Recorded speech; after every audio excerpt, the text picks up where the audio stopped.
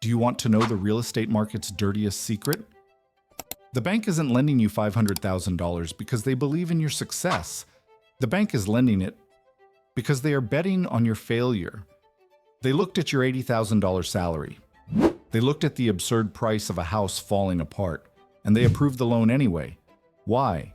Because they know that the moment you turn the key in that door, you become a hostage. You can't quit your job. You can't complain. You can't fail. They set the perfect trap. Today, we are going to dismantle this trap piece by piece. But for the trap to work, it needs bait. And I want you to take a good look at what they are using to capture you. Honestly, look at this. We are not standing in front of a palace. We are standing in front of a piece of generic 90s architecture, tired and depressing. The beige vinyl siding is starting to fade, as if the house itself has given up. The grass in the yard, it's the exact size of a beach towel, and it is struggling to survive. If you walk in there right now, you will smell that unmistakable scent, a mix of old plywood and synthetic carpet that has absorbed 2 decades of dust and frustrated dreams. The kitchen? Laminate countertops that were modern in 2003, and cabinets that squeak as if they are in pain when you open them. In any rational moment of human history, this would be considered basic shelter. A transition house. The real estate agent, with that shark smile and cheap suit, has the audacity to call this a starter home. But in 2026, insanity has taken over. The system took this box of wood and drywall and put a price tag on it that should be illegal. Do you know how much it costs to fall into this trap? $500 million. $500,000. While you're sitting there on your rented sofa, doing frantic mental math with your stagnant salary, asking yourself if you missed a secret meeting where they handed out free money, or if the whole world has gone mad. Let me give you a spoiler. You are not crazy. The market is the one that has completely lost its mind. I spend my days observing the flow of money and the flow of human desperation. And what I see in these suburban streets is not the American dream. I see a crime scene. I see entire families walking voluntarily into a concrete trap from which it will take them 30 years to escape. Today, we are not just going to complain about prices. Complaining is for victims. We are architects of destiny. Today, we are going to do something that would make any real estate agent sweat cold and any bank manager call security. We are going to run the real, brutal, unfiltered math of who can actually afford this house in 2026. I'm not talking about who can get bank approval.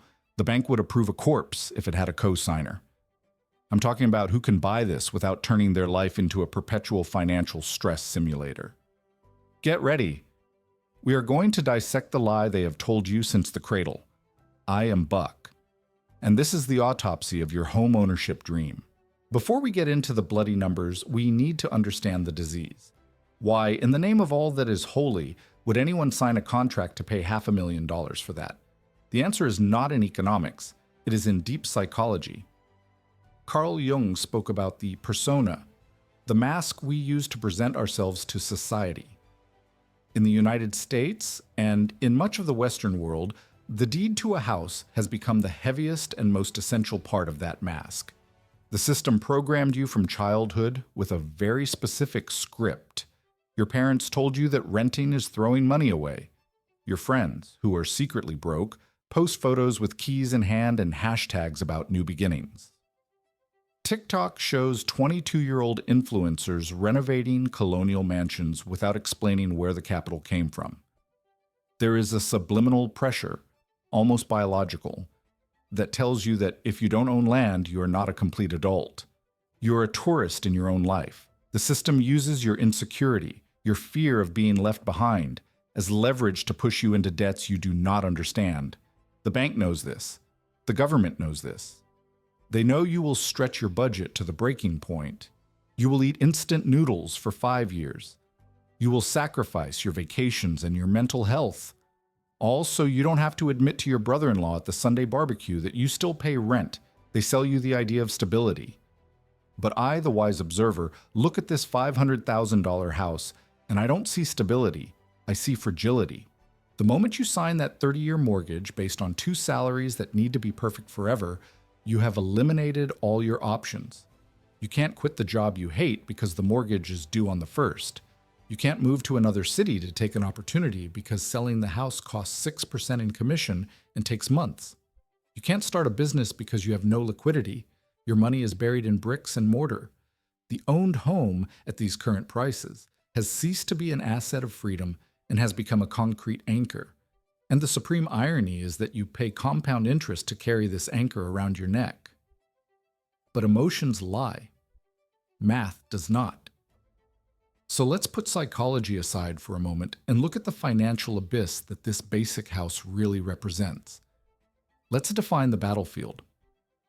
We are talking about a house worth $500,000. It is not a mansion. In cities like Denver, Austin, Seattle, or anywhere an hour away from a functional metropolis, this is the minimum to not live in a war zone. Now, look at your bank account. Look at your paycheck. The median household income in the United States is about $84,000. Do the division. We're asking normal people to buy an asset that costs 6 times their gross annual income. Your grandparents bought houses that cost 2 or 3 times their income. If this 6-to-1 ratio seems like madness, it is because it is. But the system keeps whispering that you can do it, that you are approved. Can you? Let's see how that money disappears. First, the myth of the down payment.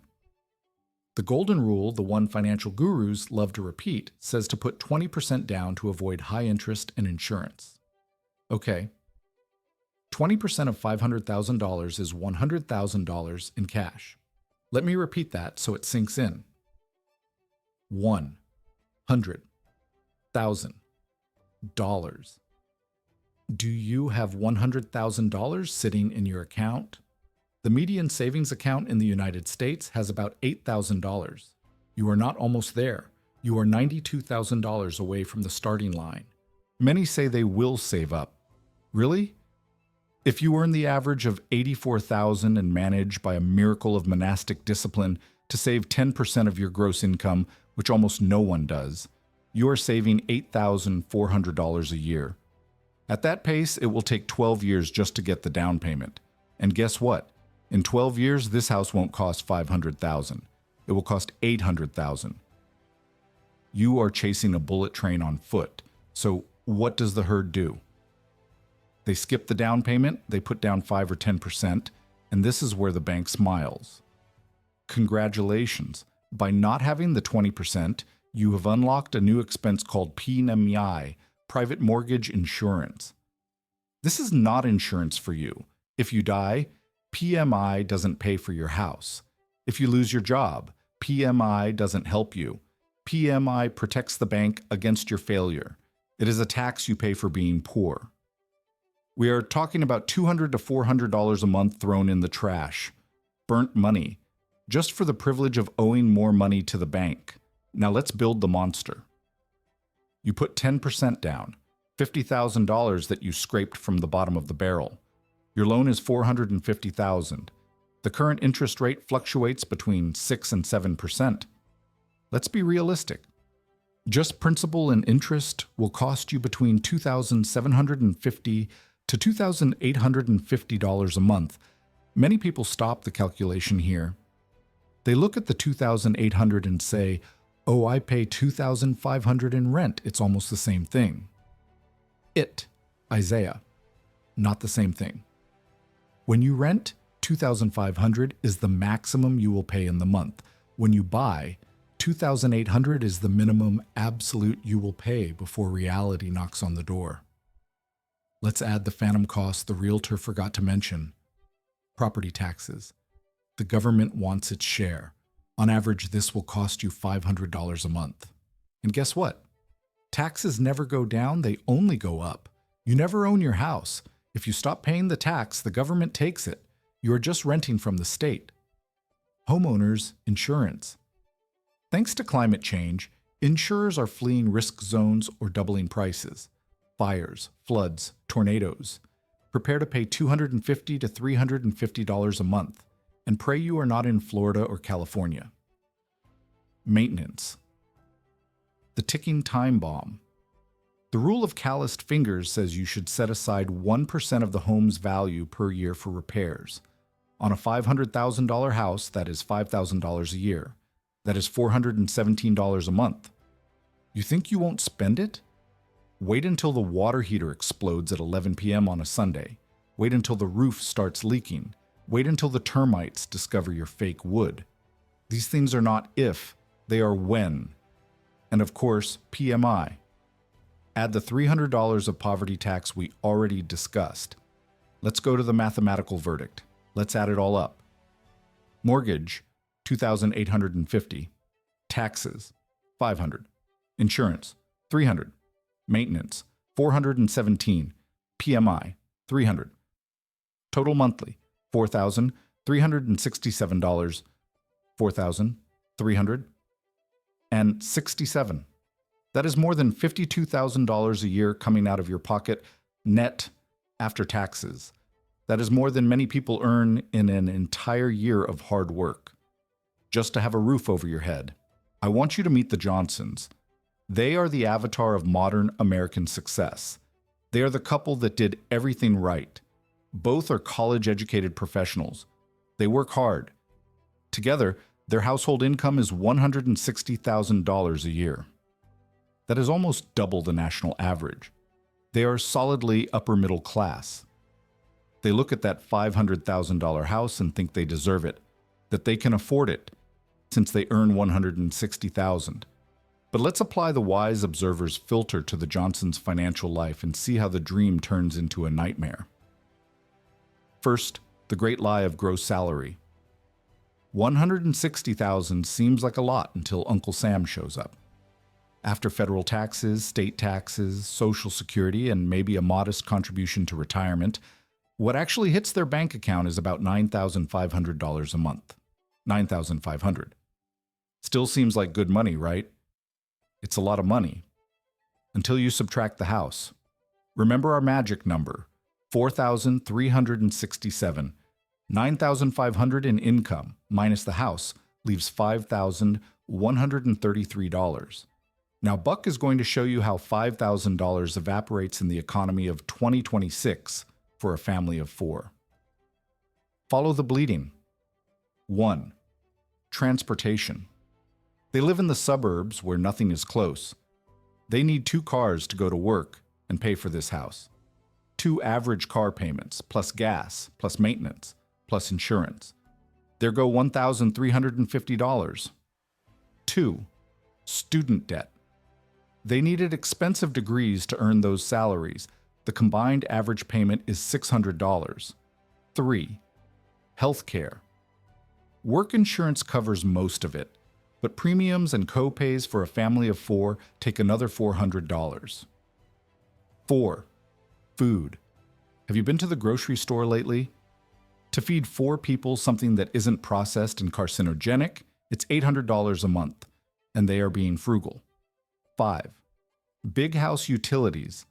Heating and cooling a poorly insulated 3-bedroom house, plus water, trash, high-speed internet, and cell phones.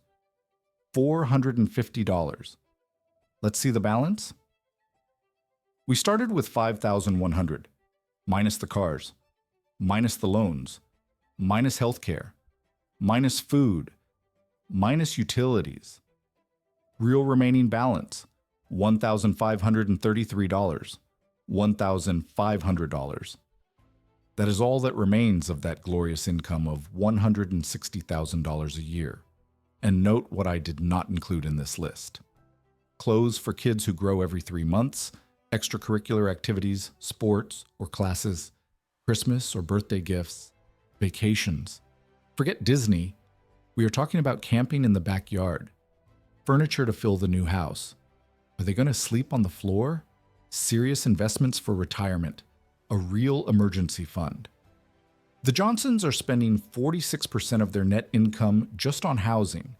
Experts say it shouldn't exceed 28%. They are dangerously leveraged. And here is the terrifying part. They are one single bad event away from total collapse. If the car transmission breaks, that's $3,000 and they go to the credit card. If one of the kids needs braces, that's $5,000 and they finance it. If one of them loses their job or has hours reduced, the house of cards collapses in 90 days. They live with a low-level anxiety, constant buzzing in the back of their minds. They wake up at 3 in the morning doing mental math. They fight over the thermostat. They earn $160,000 a year, but they feel poor. They are poor. They are what I call paycheck rich, life poor. They bought the dream house, but the reality is they bought a very well-decorated prison cell. You must be wondering, but Buck, houses are still being sold. Who are these people? I'll tell you who they are. The real estate market today is sustained by 4 groups, and if you don't belong to one of them, you are the prey.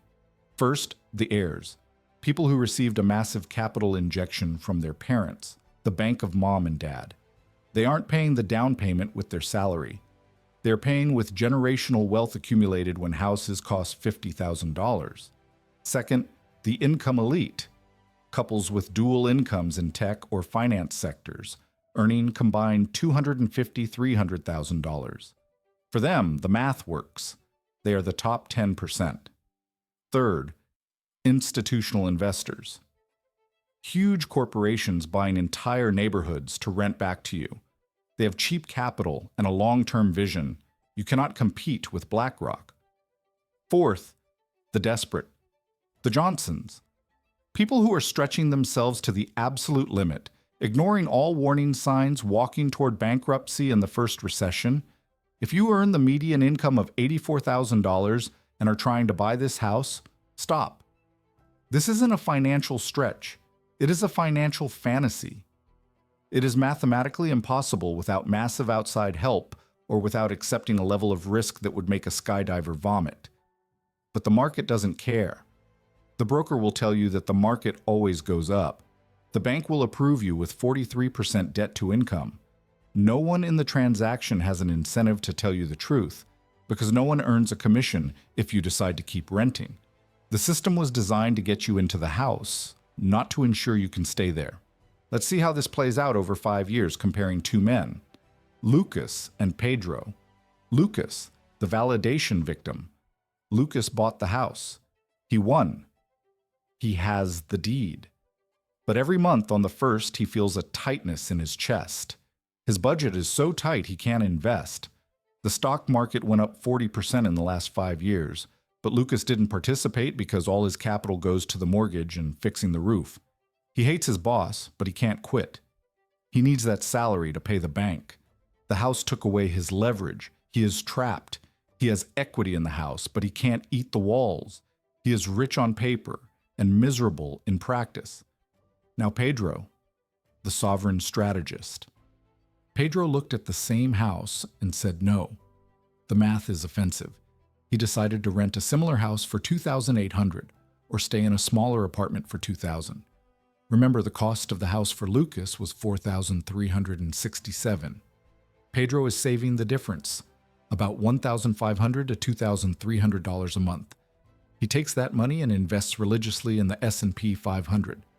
In 5 years, Pedro has a portfolio of $150,000 in liquid assets, money he can access at any time. If Pedro loses his job, he has years of guaranteed survival. If a business opportunity appears, he has capital to invest. Pedro sleeps soundly. If the shower breaks, he calls the landlord. He didn't buy bricks. He bought patience and options. Who is richer? The man with the $500,000 house and zero in the bank, or the man with zero debt and $150,000 invested? The system will say it's Lucas. Buck tells you it's Pedro. I am not telling you to never buy a house. I am telling you not to buy a house that will destroy your life. Here is the Housing Sovereignty Protocol to navigate the market of 2026. Rule number 1, the 25% net rule. Ignore what the bank says about 43% of gross income. The bank wants you to be a slave. Your personal rule must be the total cost of housing, including mortgage, taxes, insurance, and maintenance, must never exceed 25% of your monthly net income. To buy the $500,000 house safely, you need to take home $17,500 net per month. That means a gross annual income of $280,000 to $300,000. If you earn less than that, this house is not for you. Period. Rule number 2, the pillow test. If you need to do mental math at 3 in the morning to know if you can pay the mortgage if you lose your job, you're in the wrong house. If buying the house eliminates your ability to invest for retirement, you're in the wrong house. Rule number 3, renting is strategy, not failure. Remove the stigma. Renting is buying flexibility. It is outsourcing maintenance risk and climate risk to the landlord. Use renting as a tactical tool while you build your army of dollars. It is better to be a rich and sovereign tenant than a broken, stressed homeowner. Rule number 4, the nuclear option. Geographic arbitrage. If the math where you live is impossible, change the equation. Change cities. Change states. There is no physical law forcing you to live in a zip code that charges you an existence tax of $500,000. Sometimes the smartest move is to recognize the game is rigged and change tables. Look at this house one last time. It is not a trophy. It is just a pile of building materials organized in a way that costs you your entire life to pay off. There is no prize for suffering to pay bills. There is no medal of honor for those who sacrifice their children's childhood because they need to work overtime to pay for the granite in the kitchen. True wealth is not measured in square feet or quartz countertops. True wealth is measured in nights of peaceful sleep. It is measured in the ability to say no to an abusive boss because you have money in the bank. It is measured in the freedom of knowing that your life belongs to you, and not to a corporate bank that sees you only as a number on an amortization schedule. You have Buck's permission to do something radical. Don't play the game. You can look at that $500,000 house, do the real math, and say that it isn't worth it. You can keep renting. You can keep investing. You can protect your peace. The system will call you crazy. Your parents will call you stubborn, but 10 years from now, when the market turns and the Johnsons are drowning in debt, you will be watching from afar, safe in the fortress you built with patience and rationality. Do not let the dream of home ownership become the nightmare of your financial reality. No one is coming to save us. Not the government, not the boss, not luck. The hard truth is, if we don't build our own fortress, we'll be exposed when the storm arrives. Buck has been through this and knows. The best feeling in the world is laying your head on the pillow, knowing that no matter what happens out there, in here, we are safe. I want you to feel that same sense of security. I've prepared the exact map for you to build your walls. Start building now through the link in the first pinned comment. I'm Buck, and you can count on me. See you in the next chapter.